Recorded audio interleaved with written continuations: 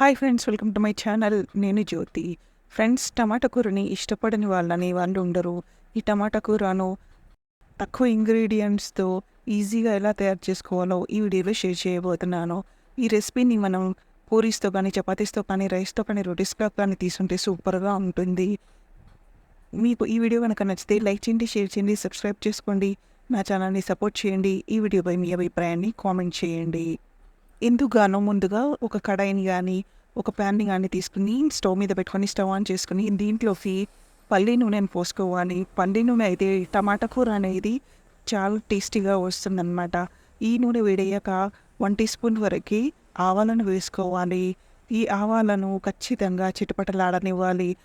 అప్పుడు మన టమాటా కూర అనేది సూపర్గా వస్తుంది. ఇప్పుడు టమాటాలను ముక్కలుగా కట్ చేసుకుని కొన్ని వేసుకుని మూత పెట్టేసి మిగతా వాటిని వేసుకోవాలి. లేదంటే ఆయిల్ అంతా చిల్లుతుందనమాట. ఇప్పుడు 1 టీ స్పూన్ వరకు అల్లం వెల్లిపాయ పేస్ట్ని వేసుకొని చెంచాతో మిక్స్ చేసుకుంటూ ఈ అల్లం వెల్లిపాయ పేస్ట్ అనేది ముక్కలకు పట్టేటట్టు బాగా మిక్స్ చేసుకోవాలి. అప్పుడే మన అల్లం వెల్లిపాయ పేస్ట్ తగిలి టమాటా కూర టేస్టీగా ఉంటుంది. మూత పెట్టేసి ఈ టమాటో ముక్కలను ఆయిల్లో బాగా మగ్గించుకోవాలి.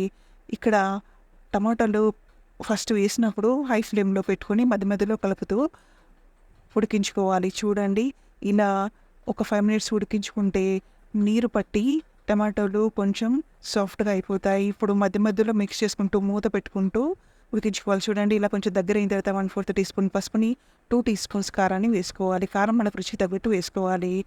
ఇప్పుడు 4 పచ్చిమిరపకాయలను, కొంచెం కొత్తిమీరను, కొంచెం కరివేపాకును ఖచ్చితంగా వేసుకోండి. టేస్ట్ అనేది సూపర్గా వస్తుంది. మూత పెట్టుకుని దగ్గరికి అయ్యే వరకు ఉడికించుకోవాలి. మధ్య మధ్యలో కలుపుతూ ఉండాలి. ఇప్పుడు తగినంత సాల్ట్ వేసుకొని మొత్తం మిక్స్ చేసేసుకొని ఆయిల్ పైకి తేలే వరకు ఉడికించుకుంటే మన టేస్టీ యమ్మీ అయిన టమాటా కూర అనేది రెడీ అయిపోతుంది.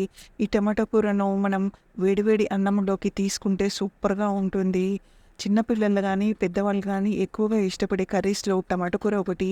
ఈ టమాటా కూరను మనం రైస్లో కానీ, రోటీస్లో కానీ, చపాతీస్లో కానీ, పూరీస్లో కానీ తీసుకుంటే ఈ టేస్ట్ అనేది అద్దిరిపోతుంది.